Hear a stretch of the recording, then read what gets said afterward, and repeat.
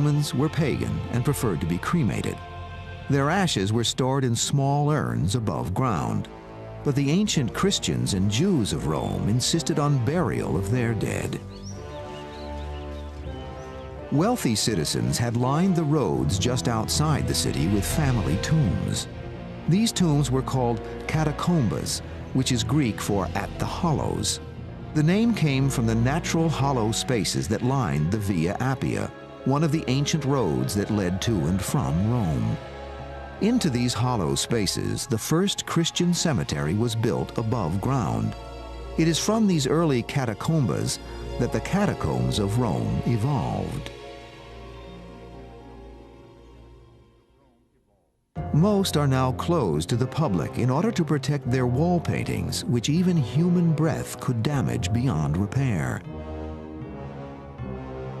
Although this funerary art was probably created to entertain the dead, the paintings provide us with a rare window into the past, a look at daily life and early religious belief in Rome during the 2nd and 3rd centuries AD. The construction of the catacombs began in the 2nd century. The move from ground level to underground burial sites was caused by the need for more space. Early Christians excavated a vast system of galleries and linking passages, one beneath the other, joined by narrow, steep steps that descend as far as 4 stories. These passages measure about 8 feet high and less than 3 feet wide. Slot-like graves called loculi, Latin for little place, were cut into the walls, just large enough to hold one body each. It was into these slots that the bodies of common workers, mothers, children, and elders were interred. The rich were often laid to rest in elaborate marble sarcophagi, the costliest form of burial. Saints and martyrs who had died for the faith were entombed in an acrosolium, a place of honor.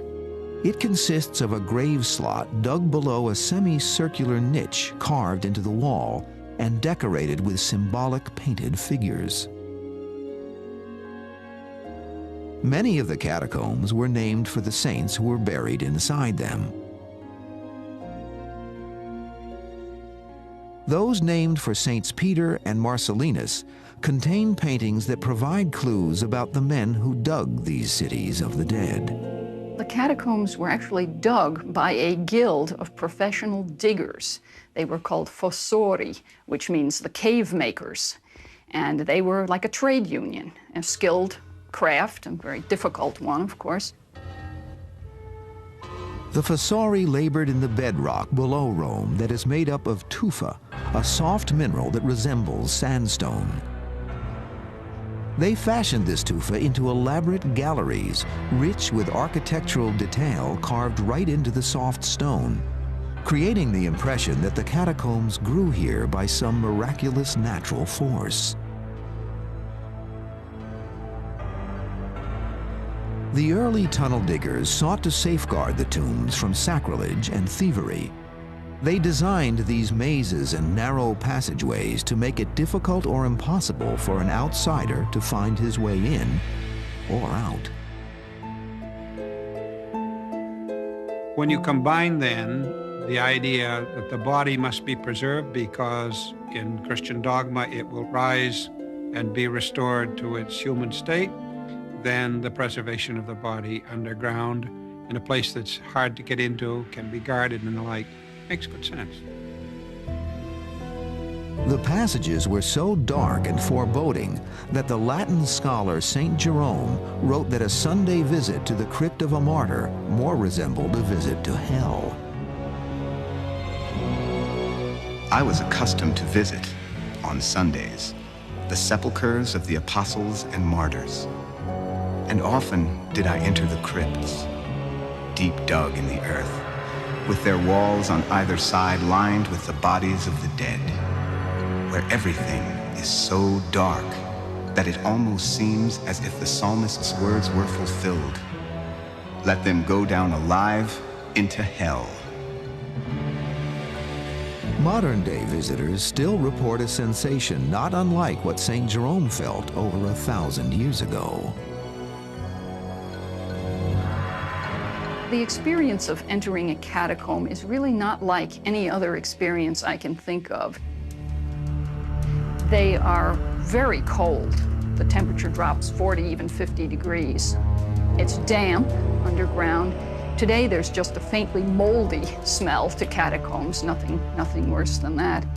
But the most striking thing about catacombs is the absolute pitch blackness. And the archaeologist has a flashlight, a very powerful flashlight, but the minute he's out of sight, the minute he turns a corner, it's as if he's not there at all. And that is a very, very unnerving sensation. Here and there, the light, not entering through windows, but filtering down from above through shafts, relieves the horror of the darkness. But again, as one cautiously moves forward, the black night closes round to bring the dreadful silence of the night. St. Jerome, Latin scholar. The only natural light and ventilation in the catacombs came from small openings in the ceiling called lucinati. It was also through these openings that water was brought down to be mixed with tufa dust to make the mortar needed to seal the graves. The social and spiritual importance of death to the early Christians led to more than 2 centuries of catacomb building. Religious persecution and diseases like plague ensured a high mortality rate in Rome. There was no shortage of corpses whose last wish was to be entombed beneath the city in the catacombs. To step down into a Roman catacomb is to enter another world. The narrow tunnels lead the visitor back in time, nearly 2,000 years. The earliest catacombs, built during the 1st century A.D., were probably elite burial grounds for noble families who had the tombs dug beneath their land. These were later enlarged to accept the burial of their Christian brothers, as well as Jews and others who were repulsed by the practice of cremation. It was in the 2nd and 3rd centuries, however, that catacombs took on their full importance as burial places for the people who were called saints and martyrs. Many of the martyrs met their death at the hands of Roman mobs. How often does a hostile mob, bypassing the regular courts, assail us? In their riotous fury, they do not even spare Christians who are dead, but plunder their corpses. Quintus Septimus Tertullian, Christian theologian, 220 A.D. Many early Christians met their death not at the hands of a mob, but in arenas such as the Colosseum and the Circus Maximus. It was here, as part of a larger reign of persecution, that some Christians chose to suffer death in the jaws of a lion rather than renounce their religious principles. Other times, they were forced to fight with trained warriors, a spectacle that was considered entertainment in Rome. The result filled the catacombs with people remembered as martyrs and saints. So much of the early Christian world really is lost in legend that we don't always know exactly what these people did to deserve being called saints. But probably something heroic. They may have been killed in one of the persecutions by the Romans, and probably these were people who died a martyr's death, who died for their faith, and that's why they were sainted. One of the saints buried in the catacombs was St. Paul. It was Paul who had popularized the belief in resurrection among the early Christians. If Christ had not been raised, your faith is futile. Christ is the first fruits of those who have fallen asleep. St. Paul. It was in the confidence of resurrection inspired by St. Paul that the ancient Christians buried their dead in the catacombs. St. Paul was the man who had the vision that Christianity could be something more than just a religion for Jews, that it could be an international faith. And it was Paul who made Christianity an international faith. For this reason, the catacombs became a place for ancient Christians to visit and worship the saints and martyrs. For centuries, faithful Christians, called the cult of the martyrs, knelt in worship at the tombs of those who had died for their religious beliefs. This 6th century altar, now in ruins, was used by the cult of martyrs. More clues about these early practices come from nearby paintings. The paintings in the catacombs give us some of our best clues to what early Christian practice really was. And you have pictures of mixed groups of people sitting around tables, drinking wine, and eating bread. And this was a very touchingly simple kind of a ceremony. Scholars believe that this simple communal meal of bread and wine, chronicled in numerous catacomb paintings, is the origin of the ritual that eventually came to characterize the Catholic Mass.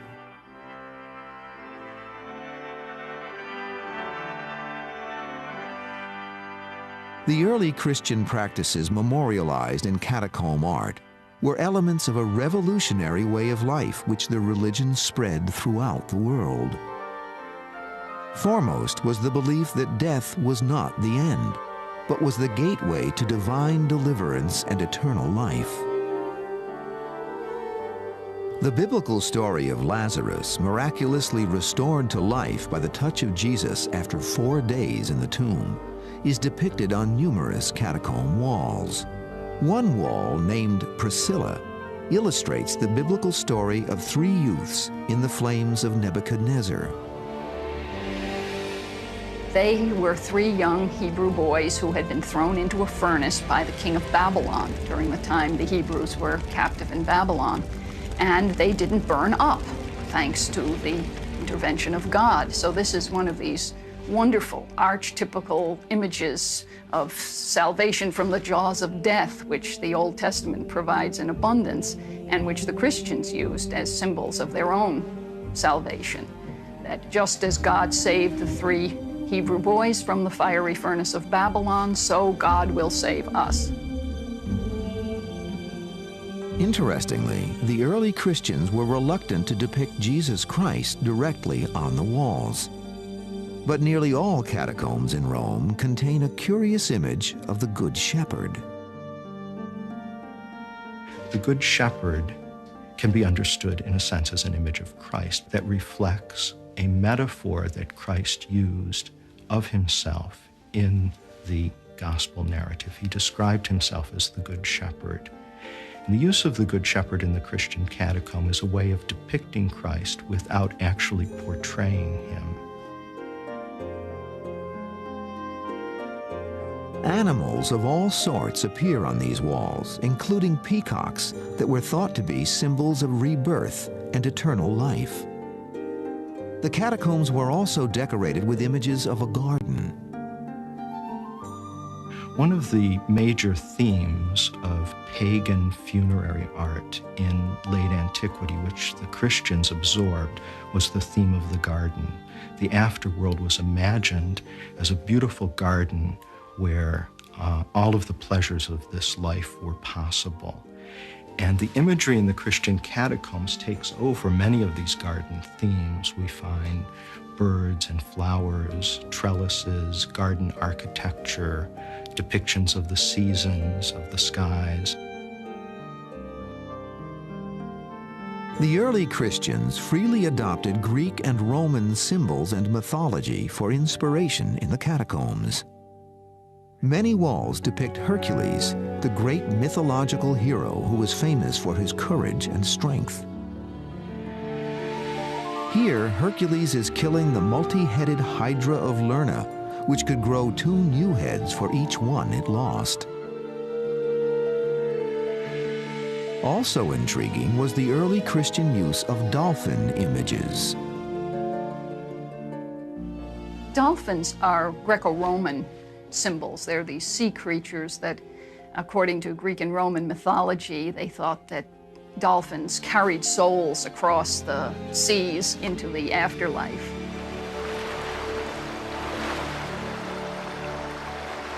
The burial ceremony was the beginning of this deliverance to the afterlife. After descending past the catacomb entrance, bodies of the departed were sometimes carried great distances through the corridors that led to the loculi, or acrosolium, that had been prepared to receive the corpse.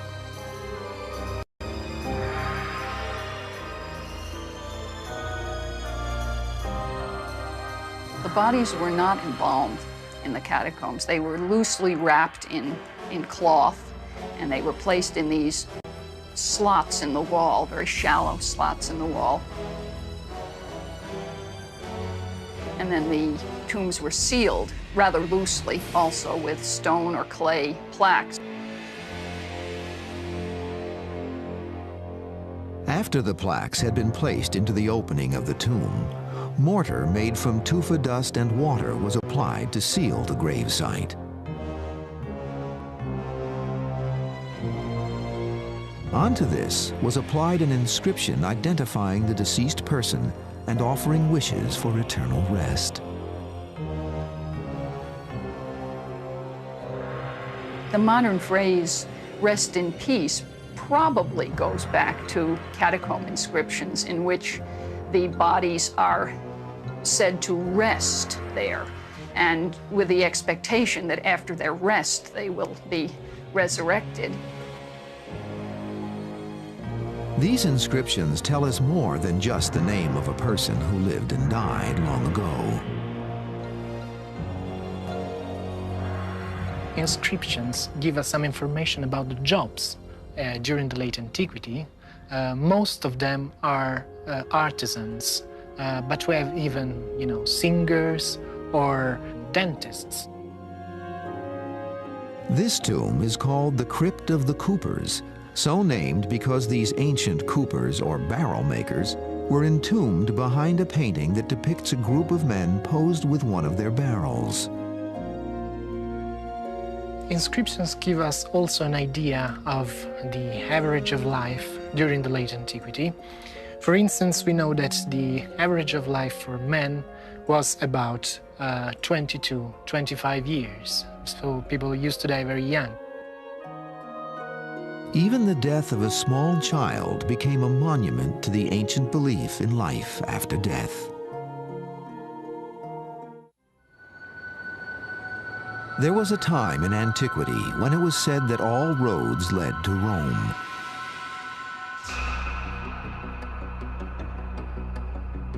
In 400 AD, the most important road in ancient Rome was called the Via Appia. By this time, the largest and most elaborate catacombs had been built here. New ones were being dug, and soon there would be more than 60 miles of underground cemeteries snaking below the city. It was truly a city of the dead, a necropolis. This was the largest. The ancient Christians had named it Domitilla.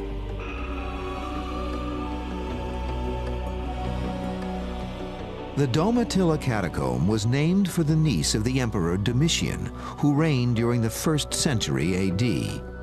Digging for the Domitilla catacomb probably began during this century and continued for over 200 years.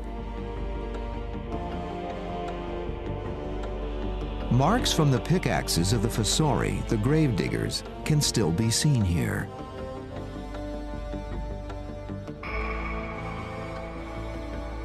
This is the tomb of Diogenes the digger, and although his portrait has faded away, this sketch of it was made before it vanished in the 18th century. He was buried here at Domitilla, the catacomb that he helped to dig. Walls also depict the image of sailors buried here. Perhaps these hearty souls manned the vessels that traveled up the Tiber River from the ancient port city of Ostia to bring grain and other trade goods to Rome.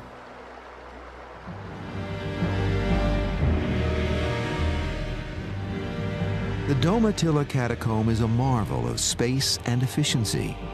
With 4 or 5 grave slots dug one above each other, there are at least 10 graves stacked in the walls for every 6 feet of underground hallway.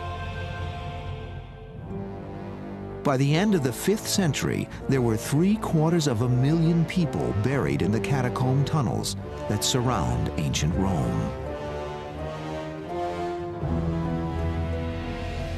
The Catacomb of Dom Attila consists of several superimposed networks of corridors.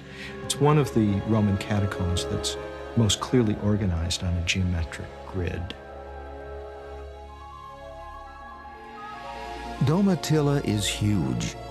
There are some 8 miles of funeral galleries and passageways that have been explored and mapped by archaeologists here.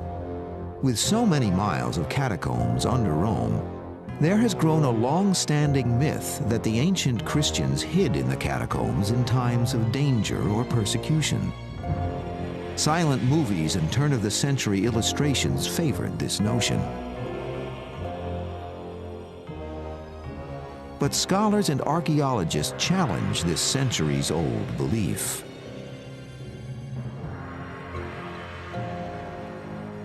The catacombs weren't built as hiding places. They were built as underground graveyards. And it doesn't take too much imagination to realize why they were very bad hiding places.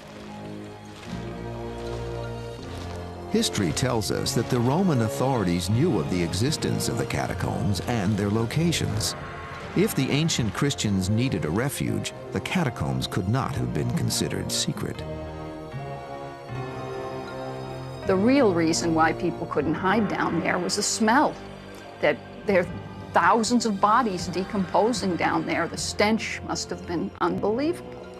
And the smell of putrefying human flesh is, extremely distressing and nauseating and psychologically horrifying. And it's poisonous.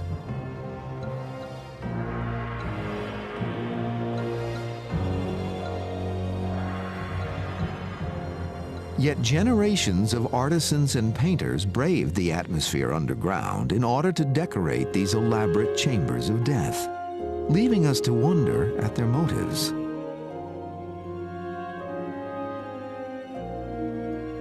Why should the catacombs be decorated with anything? When you stop to think of it, why should any tomb chamber be decorated with anything? Why should the pyramids of Egypt be decorated inside?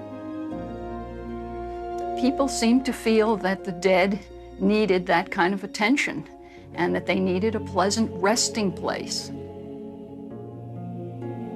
But this was more than frivolous decoration. The ancient Christians were leaving the departed something important. About 9/10 of all the paintings known in catacombs are Old Testament paintings. Clear symbols of death and resurrection. For example, Jonah, in the 3 basic things, he sees the whale, he gets swallowed by it, and then he's spit out into the ocean. That's a very common scene, and it is, of course, a clear reference to evil and good, to the saved person. The biblical story of Daniel in the lion's den is represented by a nude person standing between 2 lions. The ancient Christians believed Daniel conquered this danger with prayer. These paintings often surprise present-day observers because of their apparent lack of refinement. Anyone expecting the polish and perfection of the imperial Roman art that was created above ground would probably call these works naive or haphazard. But there's a simple reason for the discrepancy between the 2 standards of beauty. The reason the catacomb paintings look slapdash is really very simple. It's that the conditions under which they were painted were so terrible. Pitch dark down there, lit only by flickering torches. It's cold, it's damp. And back then you had this horrendous smell of rotting bodies. No one would want to spend a lot of time down there. And as far as inspiration for great art, I don't think so. Yet despite the challenge of their surroundings, the simple artwork of the catacombs allows us to stand between two worlds, an ancient world of purity, faith, and simplicity of worship, and a modern world where the symbols of these time-worn beliefs are fading away.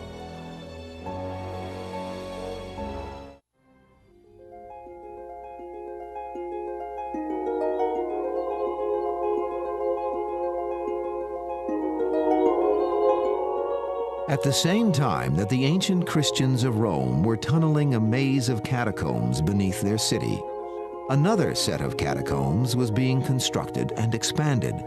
These were the catacombs of Roman Jews. Well, there have been Jews in Rome since at least 160 BC. The first notice historically we have of Jews in Rome was an emissary sent by Judah the Maccabee to Rome to get help in a war against Syria. More Jews moved to Rome from Alexandria, which was a big Jewish center in Roman Egypt. And so the Jewish community in Rome is actually the oldest continuous Jewish community in the entire Western world. The principal Jewish catacombs are Via Torlonia to the north and Via Rondinini, which lies under the road called Via Appia Antica, site of the original Catacombas burial places. Although they may predate the Christian catacombs, the story the Jewish catacombs tell is timeless. The symbols which embellish the walls and ceiling show that, like their Christian counterparts, they mixed popular culture, such as figures from Greek and Roman mythology, with menorahs and other ancient symbols of Judaism. The decoration in the Jewish catacombs would be just exactly what you'd expect. Old Testament, the prevalence of the basic Jewish symbols, the menorah above all, but others as well, and Moses figures very highly. In the Jewish non-Christian catacombs, the scenes are gods and goddesses and sometimes daily life and the like. It's very important, I think, to see that the making of a catacomb is not something original on the part of the Christians. The human story these catacombs tell is compelling. Through paintings and tomb inscriptions in the Via Torlonia catacomb, we can still experience a father's poignant tribute to a son who died more than 15 centuries ago. There was a Jewish catacomb inscription in which a man was actually talking about his adopted child, which right there tells you people adopted children in antiquity. And this father says he wishes he could put his son, his dead son, in a golden coffin. And obviously he didn't have the means to do that. And he goes on and he says he was the most sweet child and he was an incomparable little boy. And it feels like he died yesterday, you know. This grief seems so fresh. It is an historic irony that above the Jewish catacomb of Via Torlonia stands the wartime residence of the fascist dictator Benito Mussolini. During World War II, as he denounced the Jews as strangers in Italy, he lived above a Jewish resting place that was nearly 2,000 years old. There is yet another Roman catacomb that is most curious. This is because it lies over 1,000 miles away from Rome. It is beneath the Egyptian port city of Alexandria. Here, time-worn relics of ancient Egypt can be seen resting alongside Romanesque pillars. The catacomb is called Combe el Shagafa. Inside, we see a place where two cultures have blended into one.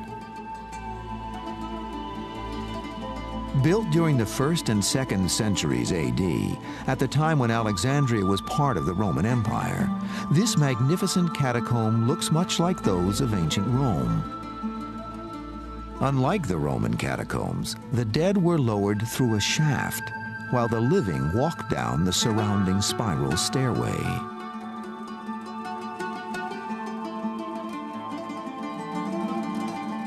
Soon, the catacomb begins to display the curious mix of Egyptian and Roman culture that is seen above ground. a ritual chamber is guarded by images of the serpent, traditional Egyptian symbols of protection.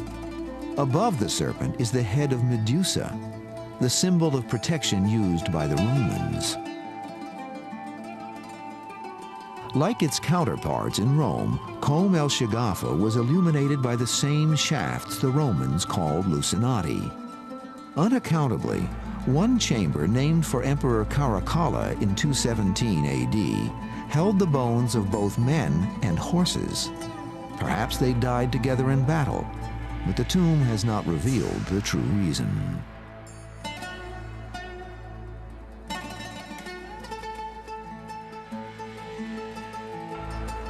Inside the smaller burial chamber, the acrosolia are carved out of soft limestone. They are decorated with traditional Egyptian scenes of mummification.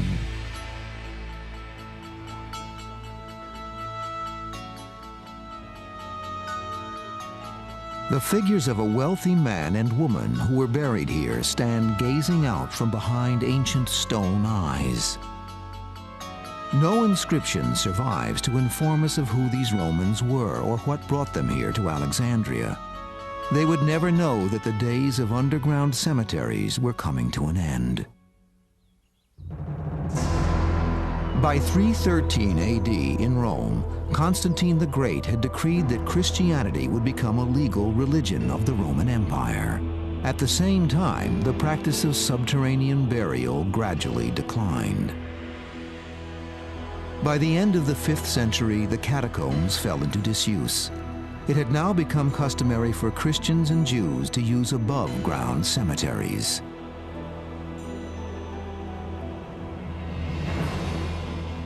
The monumental legacy of vast labor and ancient culture left in the catacombs was largely abandoned.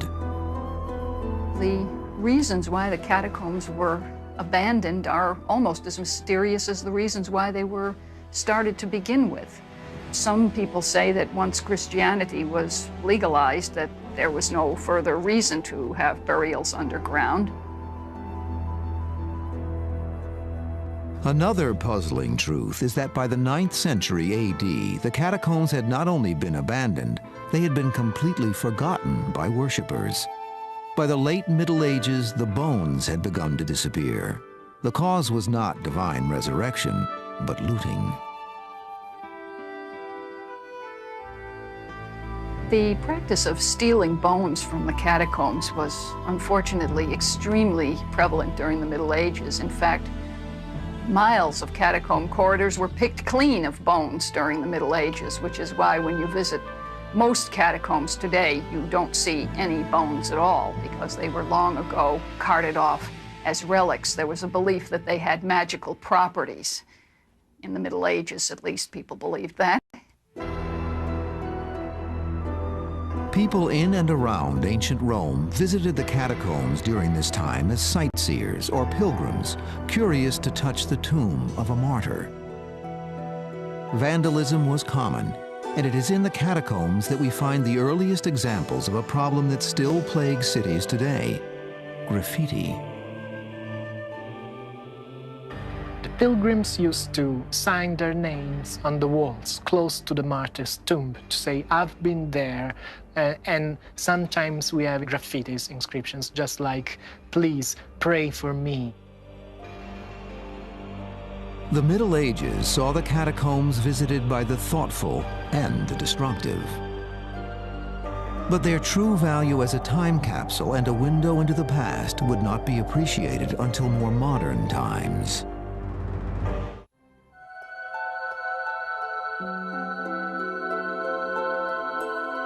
For about 400 years on the outskirts of ancient Rome, the ritual of underground burial of the dead was practiced in the catacombs by a persecuted people. Their belief in resurrection and aversion to cremation left these early Christians no other choice.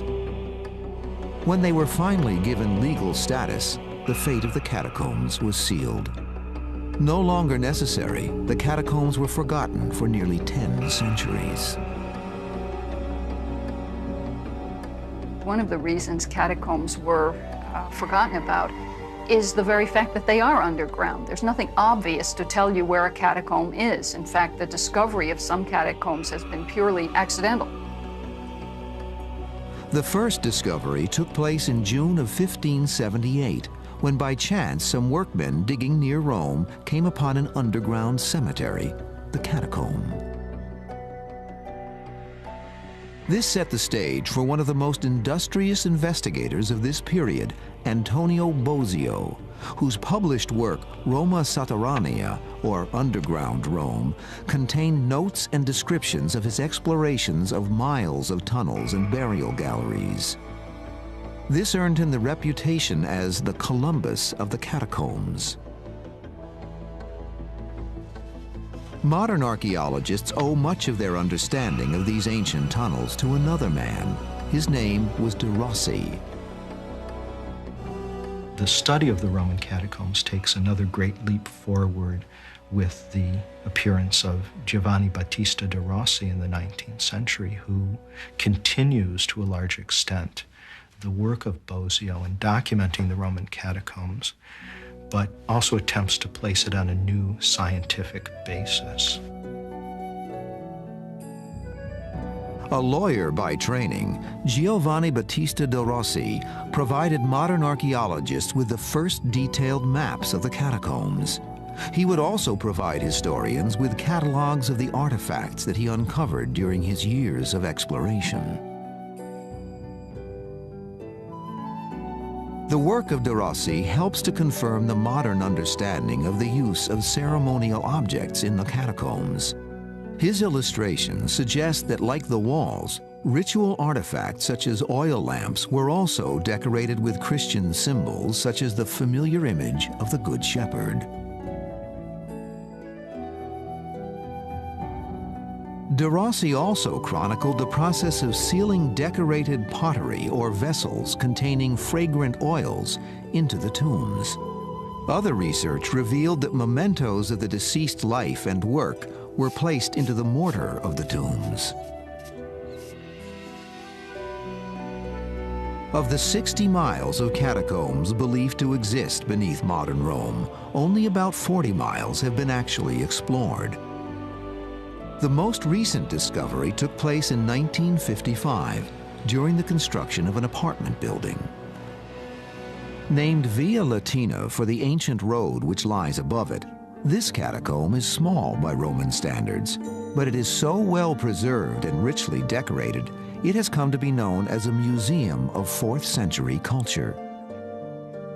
Its size and architecture have led scholars to theorize about the people who built it. The catacomb consists of 2 main corridors which link together a series of rooms that are very varied in architectural form: hexagonal, square, rectagonal, round, elliptical, and painted with a series of subjects, both Christian and non-Christian. This was probably a private endeavor that was organized by a family or a group of families for their own use, and it represented their own private concerns. But who were these people? The images on the walls of Via Latina tell their story. These fragments from an ancient culture preserve for us the beliefs of a simpler time. To look upon these walls is to look deep into the past. This painting gives observers an insight into what a 4th century physician might have taught his students. It has been named the anatomy lesson. As the physician, dressed in a cloak, points down to a corpse, he and his pupils all gaze upward as if watching the departing soul instead of the lifeless body. Frozen in this pose, they seem fascinated by both life and death. Throughout human history, people have been fascinated by death and have acknowledged death in various ways. And the Roman catacombs acknowledge death in a way that is very different from the way we acknowledge it today. The early Christians seem to have met death with a kind of joy and a kind of expectation of life in the world to come. There was an immediacy to their faith that is not to be found very often in people's religious beliefs today. Today, the catacombs confront us with a difficult challenge: to preserve the great legacy left to us by those early believers for the next 2,000 years. It is a challenge that must be faced by all those who go in search of history.